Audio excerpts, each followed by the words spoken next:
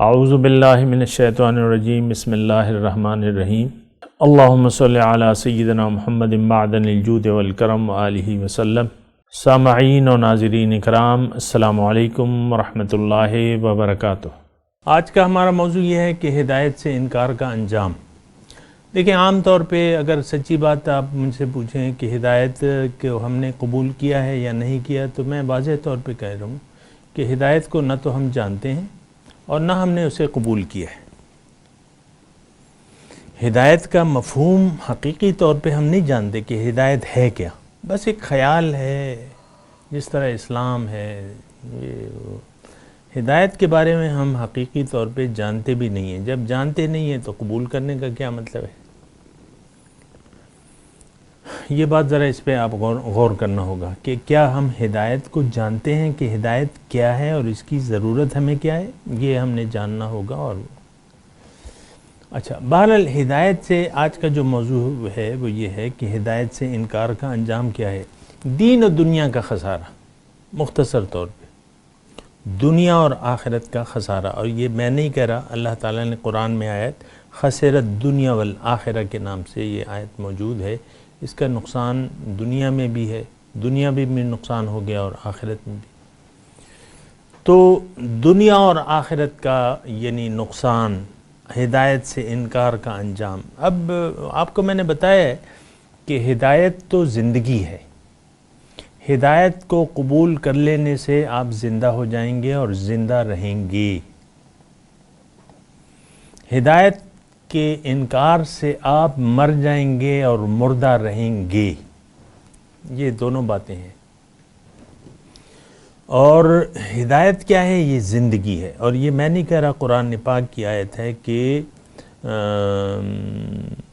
من عمل صالحا من ذکر او انثی فلنحیینہ حیاۃ طیبہ۔ تھوڑا سا غور کیجیے گا، اللہ تعالیٰ نے فرما رہے قرآن میں، لفظی ترجمہ کہہ رہا ہوں کہ جس نے بھی عمل کیا نیک، یعنی ہدایت کی پیروی کی، تو اس کو میں ایک نئی زندگی سے فلنحیینہ حیاۃ طیبہ، اس کو ایک میں نئی زندگی سے زندہ کر دوں گا۔ تو انسان زندہ ہو جاتا ہے، انسان بینا ہو جاتا ہے، انسان سننے اور دیکھنے والا ہو جاتا ہے۔ اس کو پھر بات سمجھ میں آ جاتی ہے۔ دیکھیں، زندہ انسان اور مردہ انسان، اس میں فرق ہوتا ہے کہ نہیں ہوتا؟ ایک حدیث کے مفہوم کی طرف میں آپ کی توجہ دلاؤں، مثل الذی یذکر اللہ والذی لم یذکر کمثل الحی ویموت او کما قال۔ اللہ کے رسول فرماتے ہیں صلی اللہ علیہ وسلم کی مثال اس شخص کی جو ذکر کرتا ہے اور جو ذکر نہیں کرتا۔ یذکر اللہ والذی لم یذکر، جو اللہ کو یاد رکھتا ہے اور دوسرا یاد نہیں رکھتا، ان کی مثال جو ہے وہ زندہ اور مردہ کی سی ہے۔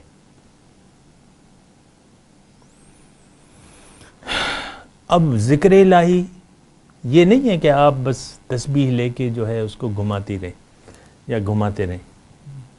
ذکر الہی کا مطلب یہ ہے کہ آپ اپنے خالق کو مانیں، آپ اپنے مقصد حیات کو تسلیم کر لیں، اس کے راستے پر آپ چلنے لگیں۔ یہ اللہ کی یاد ہے۔ اگر آپ نے یہاں پر غلطی کر دی، دنیا کو اپنا مقصود بنا لیا اور ہاتھ میں تسبیح پکڑ لی، تو یہ اللہ کی یاد نہیں ہے۔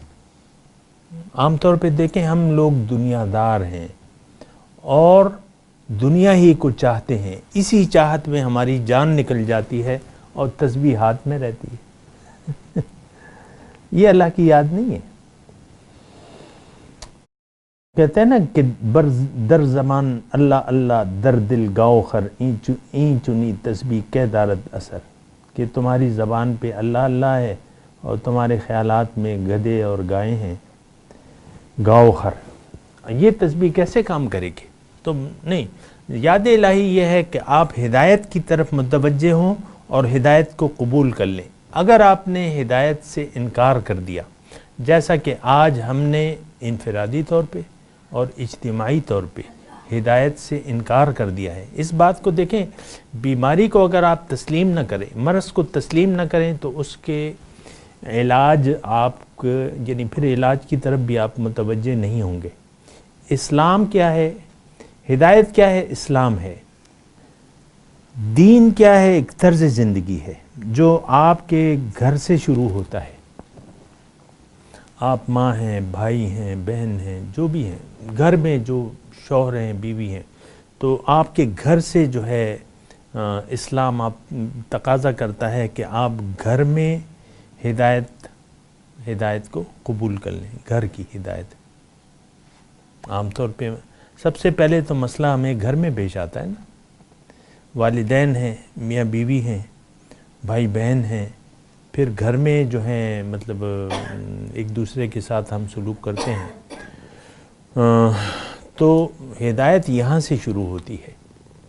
ایک انسان کے اسلام کا اگر آپ نے اندازہ لگانا ہے تو اس کے گھر والوں سے آپ سلوک کو دیکھیں کہ اس کا سلوک اسلام کے مطابق ہے کہ خلاف ہے. حضور صلی اللہ علیہ وسلم کا یہ طریقہ کار تھا کہ جب وہ کسی عہدے پر باہر کسی کو بھجواتے تھے تو اس کے گھر میں تحقیق کروا لیتے تھے کہ اس کا گھر میں سلوک کیسا ہے، گھر میں اس کا اخلاق کیسا ہے. تو گھر میں اگر وہ انتظام اس کا صحیح ہوتا، اخلاق صحیح ہوتا، اس کو پھر ناظم بنا کے بھجوا دیتے حضور صلی اللہ علیہ وسلم. تو وہ کہتے ہیں نا، نیکی گھر سے شروع ہوتی ہے. گھر میں اگر بیوی بد اخلاق ہے یا شوہر بد اخلاق ہے یا گھر میں جو اور لوگ رہ رہے ہیں ان کے ساتھ ہمارا رویہ اگر ناگفتہ بے ہے تو اس کا مطلب یہ ہے کہ آپ ہدایت کے معنی کو ہی نہیں جانتے. یہ ایک بات ذرا غور کر لیں.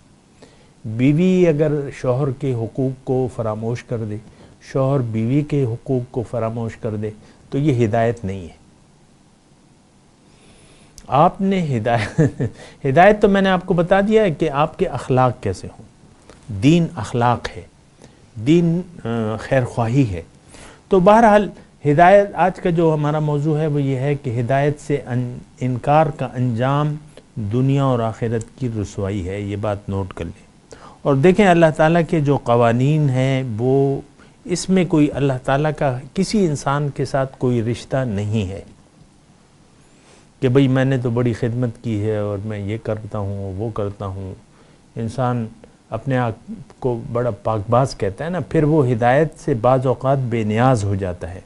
نہیں، ایسی بات نہیں ہے. اللہ تعالیٰ کے جو قوانین ہیں تو وہ مخلوق پر جاری و ساری ہے. نبی کے بارے میں اللہ تعالیٰ نے، نبی تو ہر قسم کے عیب اور برائی سے پاک ہے، لیکن ان کے بارے میں بھی اللہ تعالیٰ نے یہ فرمایا ہے کہ لَإِنْ أَشْرَكْتَ لَيَحْبَطَنَّ عَمَلُكَ وَلَتَكُونَنَّ مِنَ الْخَاسِرِينَ. آپ نے بھی اگر شرک کیا، آپ کے اعمال کو میں ضائع کر دوں گا اور آپ نقصان اٹھانے والوں میں سے ہوں گے. یعنی قانون الہی سب پر لاگو ہے. یہ آپ بات نوٹ کر لیں. دوسرا جو ایک موضوع تھا یہ ہے کہ کیا ہم اللہ سے ہدایت کی دعا مانگ سکتے ہیں. دیکھیں، دعا مانگنے کے دو طریقے ہیں. دعا کیا ہے؟ مانگنا ہے. اب مثال کے طور پہ رزق دینے والی ذات اللہ تعالیٰ کی ہے. مثال کے طور پہ میں آپ کو عرض کروں تو اب اللہ فَابْتَغُوا عِنْدَ اللَّهِ الرِّزْقَ، اللہ سے رزق مانگو، قرآن کی آیت ہے. لیکن مانگنے کے دو ذریعے ہیں. یعنی رزق کی میں بات کر رہا ہوں، رزق دینے والا کون ہے؟ اللہ کی ذات ہے، لیکن اس کے لیے پھر اللہ تعالیٰ نے اسباب بنا دیے ہیں. تو اسباب کے ذریعے پھر آپ نے مانگنا ہوگا، اسباب کو قبول کرنا ہوگا، کوشش کرنی ہوگی. یعنی میں جو رزق کمانے والے ہیں تو جو مرد حضرات ہیں، رزق کی کمانے کی ڈیوٹی تو ان کی ہوتی ہے، تو وہ پھر کوشش کریں گے. دعا کے دو طریقے ہیں، ایک عملی ہے، ایک قولی ہے. یہ میں آپ کو وضاحت سے بیان کروں. دعا مانگنے کے دو طریقے ہیں، ایک قول زبان، ایک عمل. تو اب قول یہ ہے، یہ یعنی رزق کا میں بات کر رہا تھا کہ آپ اگر اللہ سے مانگتے ہیں تو جائیں اسباب تلاش کریں. ایک صحابی آئے حضور صلی اللہ علیہ وسلم کے پاس، انہوں نے حضور صلی اللہ علیہ وسلم سے مدد کی درخواست کی کہ میں بہت غریب ہوں اور میری مدد کر دیجیے. حضور نے فرمایا تمہارے پاس کچھ ہے؟ نے کہا میرے پاس ایک پیالہ ہے یا یہ ہے، بہرحال وہ پوری حدیث مجھے یاد نہیں ہے. حضور نے فرمایا لے آؤ، جو کچھ بھی ہے تمہارے پاس لے آؤ. انہوں نے کہا حضور 1 درہم میں کوئی لیتا ہے؟ یعنی نہیں، اس کے کون کتنی قیمت دیتا ہے؟ ایک صحابی نے کہا میں 1 درہم دیتا ہوں. حضور نے پھر کہا کہ بھئی اس کی زیادہ قیمت کون دے گا؟ تو 2 درہم میں وہ بک گیا، وہ اس کا جو بھی چیز تھی اس کے پاس. پھر وہ 2 درہم حضور صلی اللہ علیہ وسلم نے کہا کہ 1 درہم تم لے جاؤ اپنے بال بچوں پہ خرچ کرو، اور 1 درہم کا تم کلہاڑی درخت کو کاٹنے کا سامان لے لو اور جاؤ جنگل جاؤ اور کاٹو، درخت کاٹو، لکڑیاں پھر لا کے بیچو. 1 ہفتے میں آیا کہ حضور میں کام ہو گیا میرا. تو دعا ہمیشہ یہ ہوتی ہے کہ صرف زبانی دعا کام نہیں کرتی، ایک عملی دعا ہے کہ اسباب کا استعمال. یہ دنیا عالم اسباب ہے. یا اللہ مجھے رزق دے اور میرا رزق فراہم، بھائی تم کوشش کرو. جو اسی طرح جو چیز بھی، اب ہدایت ہے، ہدایت آ گئی ہے. قد جاءکم من اللہ نور و کتاب مبین، اللہ تعالیٰ کی طرف سے نور و کتاب، اس کو تم قبول کر لو اللہ کے حکم کے سامنے. یہ دعا ہے. اگر آپ ہدایت کو قبول کر لیں گے تو یہ دعا ہے عملی طور پہ. ہدایت موجود ہے. اب اس میں یعنی زبان سے مانگنے کا کیا سوال ہے؟ تو پہلا جو ہے ہدایت کو مانگنے کا، بالکل مانگنی چاہیے لیکن عملی طور پہ مانگنی ہے کہ آپ اللہ کے حکم کے بلا من اسلم وجہہ للہ وہو محسن فلہ اجرہ عند ربہ ولا خوف علیہم ولا ہم یحزنون. جس نے بھی اپنا سر جھکا دیا اللہ تعالیٰ کے سامنے اور اس میں یہ مخلص ہے، اس کے لیے پھر اجر ہے.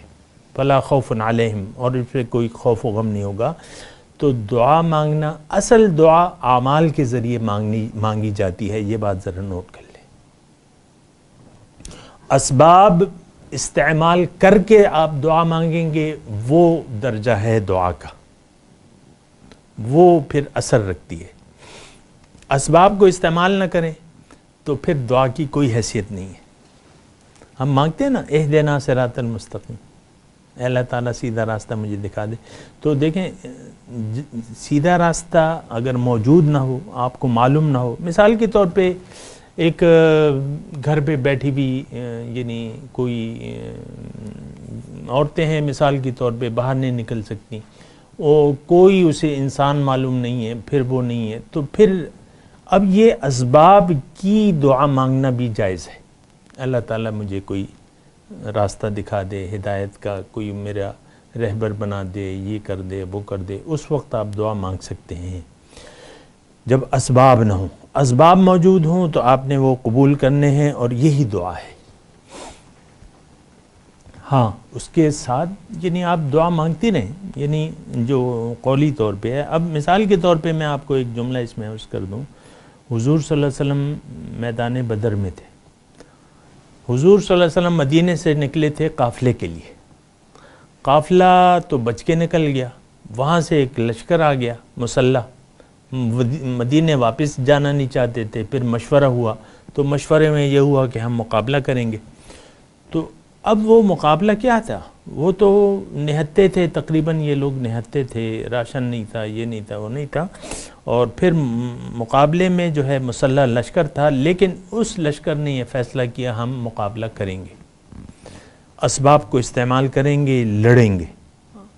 اب یہ تو واپس بھی جا سکتے تھے کہ بھئی ہم چلو جلدی سے جاتے ہیں مدینے، وہاں یہ کر لیں گے وہ کر لیں گے. نہیں، واپس نہیں گئے. انہوں نے اسباب، جو موجودہ اسباب تھے اس کو استعمال کیا. حضور صلی اللہ علیہ وسلم نے میدان جنگ کا انتخاب کیا، آپ کو معلوم ہے، اور پھر اس میں راشن تقسیم کیا، صف بندی کی، اور سوارے جو ہے وہ اسباب، مہیا اسباب سے کام لیا، اور پھر دعا کے لیے کھڑے ہو گئے سب سے آخر میں. تو پہلے اسباب کا استعمال ہوتا ہے، اور یہی دعا ہے. ہم یہ سمجھتے ہیں کہ صرف زبان سے آپ مانگ لیں تو یہ نہیں، آپ جو بھی لیں یہ اللہ ہی سے مانگنا ہے. تو اسباب کو استعمال کر کے اگر آپ ایک کام کرتے ہیں تو یہ حقیقت میں دعا یہی ہے. اگر آپ اسباب کو قبول کر کے کوئی کام کرنے کا عزم کر لیتے ہیں تو یہی دعا ہے، عملی دعا یہی، اور یہ مقبول ہوتی ہے. یہ مقبول ہوتی ہے۔ تو ہدایت کی ہم بالکل دعا مانگ سکتے ہیں، لیکن جو ہدایت میسر ہے، جو آپ کی سمجھ میں آ رہی ہے، جو اسباب ہیں، وہ اس کو آپ قبول کر لیں اور پھر اللہ تعالیٰ سے بھی دعا مانگیں۔ توفیق الہی، میں مختصر طور پہ آپ کو یہ ایک جملہ کر کے مضمون کا اختتام کرتا ہوں۔ دیکھیں، توفیق الہی کے بغیر ہم کوئی کام نہیں کر سکتے۔ لا حول ولا قوت الا باللہ العلی العظیم۔ توفیق الہی یعنی آپ نہ کوئی نیک کام کر سکتے ہیں، نہ کوئی برائی چھوڑ سکتے ہیں، مگر صرف اللہ کی توفیق سے۔ اب توفیق الہی اگر آپ کے شامل حال ہو جائے تو پھر تو بڑے کام آسان ہو جاتے ہیں۔ تو اس کا طریقہ ایک لگا بندہ طریقہ ہے، قانون قدرت ہے توفیق الہی کا، کہ سب سے پہلے ایک نیکی کے کام کو شروع کرنے کا آپ عزم کر لیں، یا برائی کو چھوڑنے کا عزم کر لیں، اور پھر جو بھی آپ سے میسر ہے اسباب میں وہ آپ شروع کر دیں، نیکی شروع کر دیں، برا کام چھوڑ دیں، عزم کر لیں، اور اس کام کو کرنے یا نہ کرنے کا عزم کر کے میدان میں کود پڑیں۔ اب کیا ہوگا؟ پھر دعا مانگے، آخر میں دعا مانگے، آخر میں نیک کام کرنے کی یا برا کام چھوڑنے کی پھر دعا مانگے، تو وہ دعا جو ہے وہ مقبولیت کا درجہ لے لے گی۔ آپ کرتے ہیں نا بعض اوقات دعائیں منگواتے ہیں، یہ کرتے ہیں وہ کرتے ہیں، نہیں، توفیق الہی کا طریقہ کار یہی ہے کہ ارادہ، عزم و ارادہ، اور پھر عمل، جو بھی آپ کو کر سکتے ہیں وہ کر گزریں۔ پھر تیسرے مرحلے میں جو ہے کیا ہوگا؟ توفیق الہی آ جائے گی۔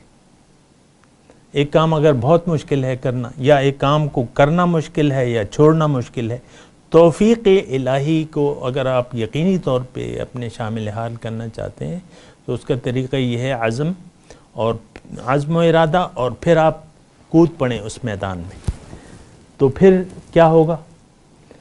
نصرت الہی، مدد الہی اور توفیق الہی آپ کو شامل حال ہو جائے گی۔ وآخر دعوانا ان الحمدللہ رب العالمین۔ مولاي صل وسلم دائما ابدا على حبيبك خير الخلق كلهم